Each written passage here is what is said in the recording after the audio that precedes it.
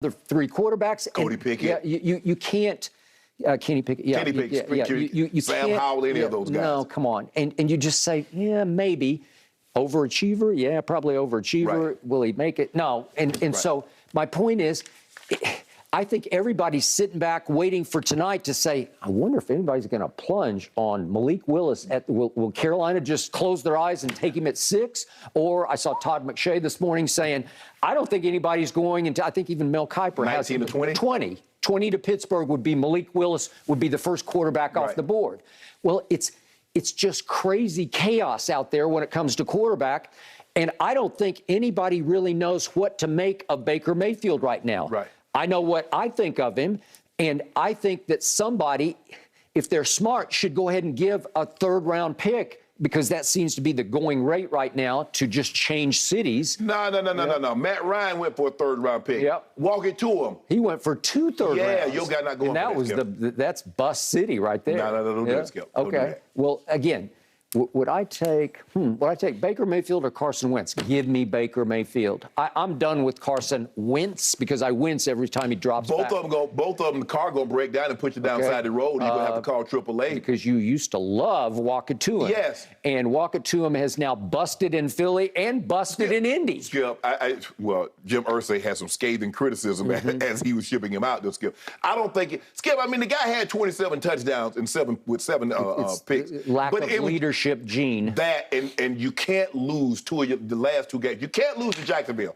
Jacksonville's picking number 1 overall. You can't lose to them. You beat that, you win that game, Skip, you're in the playoffs, and maybe all is forgiven. Okay. Sam Darnold. I said Baker's better than Sam Darnold. I think I've been proven right about that, and I can't imagine Carolina going forward another year with Sam Darnold, but maybe they will. Maybe they'll just say we're stuck. We know the quarterback position is the number 1 position for overdraft. I don't believe there's no way Carolina is taking one of these quarterbacks with the 6th pick in the draft. There's 0 chance that happens. Well, I've seen dumber things happen, right? You know what, Skip? I shouldn't say. Out of desperation. But Skip, I mean, from 20 to 6. Okay, maybe 8 to 6, or maybe 10 to 6, but not 20. I mean, most people have, either Pickett or Willis going first, but like you said, that's around 19 or 20. And to have one of these guys go in the top 10? No, I don't see that one, Skip. Okay, I will restate my case on Baker Mayfield. I'm not sure how. I don't know exactly for how much that he moves out of Cleveland to another city, but it's going to happen.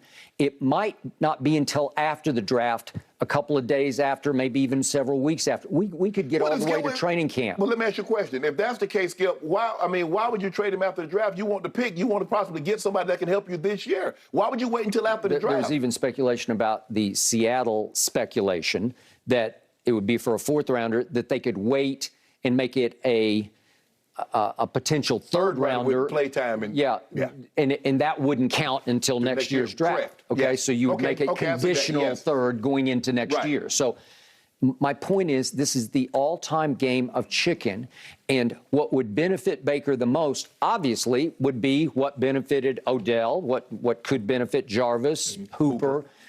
Is that you just wait it out, and finally nobody will give you much of anything, and you finally just say, you know what, this is collateral damage for us getting Deshaun Watson. Let's just, if they want to give Baker any kind of parting gift, if they want to give him any little nod of thank you very much and goodbye, just cut him, because then he can go make his deal. Right. And I'm going to state my case again. I think the Steelers are still laying in the weeds on this one. Now, maybe they take Malik Willis, but if they have a shot at Baker Mayfield, I believe they would jump all over it, because the one playoff game he did win, the first playoff game won by the Cleveland Browns in 26 years, came at the expense of Mike Tomlin and the Steelers in their home stadium.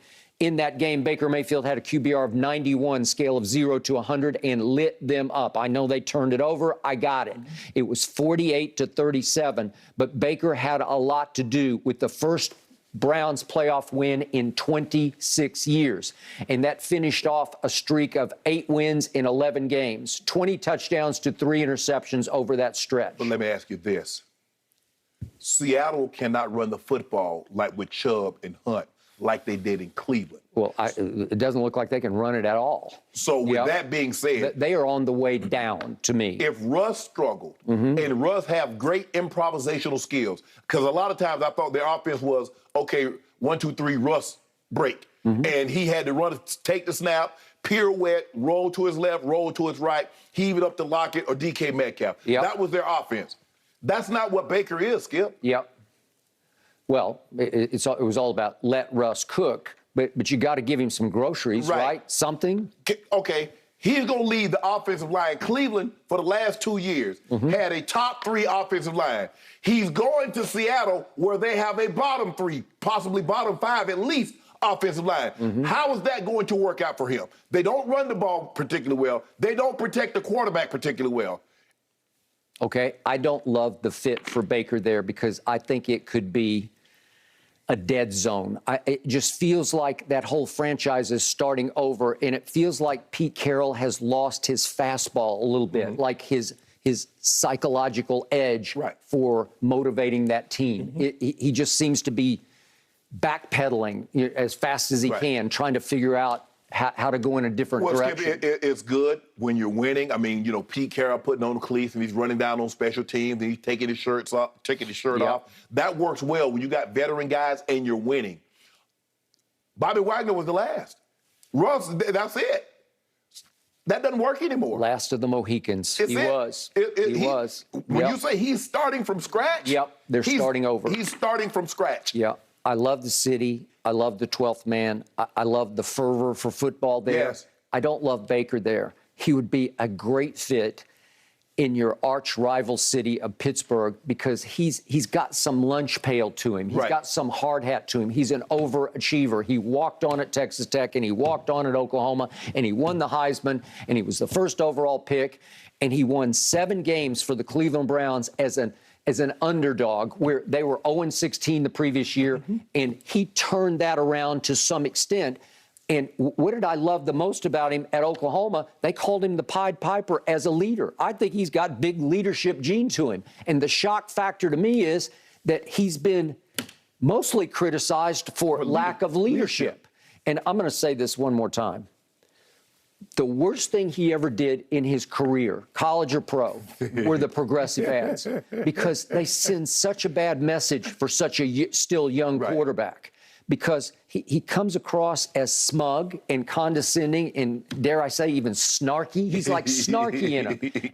And it sends the wrong message. It's the opposite of, I think, the real Baker, because I don't think the real Baker is like that. I think he's a pretty good actor. Because they're good commercials if you just take them in and of themselves. But they painted a bigger and bigger target on his back that he was not ready to live up to, especially after he got hurt. That's true, Skip. But don't you think the Seattle angle has come from Baker? Because when he did that podcast, he threw it out there. He threw it out there. Yeah, but he just threw it out like, I guess, Seattle? Like he was just shooting from the lip. Because here's the thing, though, Skip. I'm sure he's looking around at surveying the landscape like you and I and everybody else. They're like, well, okay, Seattle, I mean, you're looking at their quarterback room. He's better than everybody they have there. There's only a handful of places that he can actually go. This is late in the quarterback game. Skip, a lot of teams already OTAs. A lot of teams already back in the building. Baker Mayfield sitting on his couch. Where does he live? Austin? I think he's in Austin now. He lives in Austin. Okay. Yep. So, yeah, he's behind. Way behind, and maybe behind the 8 ball. And the shoulder, how is that progressing? You know, somebody's going to want to look at that shoulder. They will. I would agree. In the end, I don't care how he gets there or how much it costs to get there. He's going to get a chance to start games in this league again. Fresh start, new circumstance, deck cleared.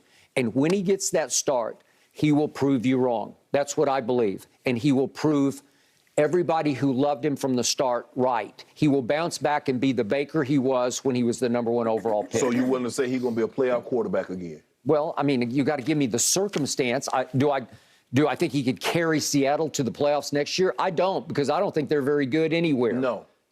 Right? But, hold on. And by the way, their division is it's pretty great. I mean, look at what Joe Burrow did. Yeah. Did Joe Burrow not make #1 overall pick? #1 overall pick? Did I ever say Baker was better than Joe Burrow? I did not. Did I say Joe Burrow is the closest thing I've seen to Brady when I thought Brady was gone and never forgotten? I did. I said that about Joe Burrow. I don't think nobody else sees that about Baker. Okay. Only you see that in Baker. I think you're scared to death of Baker, just the way the league should be scared to death. They're missing the boat on Baker They ain't Mayfield missing no boat. right now. No, they just left him. A lot of He missed the dominoes boat. will Wake start up, falling somebody. tonight and Yes. continue throughout the next 3 days, guys. All right, awesome start to the morning. I love the energy. We have so much more to get to, gentlemen, including a lot more on the NFL draft. But first, we've got to talk about Giannis Antetokounmpo. Is he going to prove he's the best player on the planet when he takes on the Celtics? Yep. Also, hey, guys, did you catch that Warriors game last night? Did Steph and his team just put the league on notice? We'll get to all that up next. No mercy.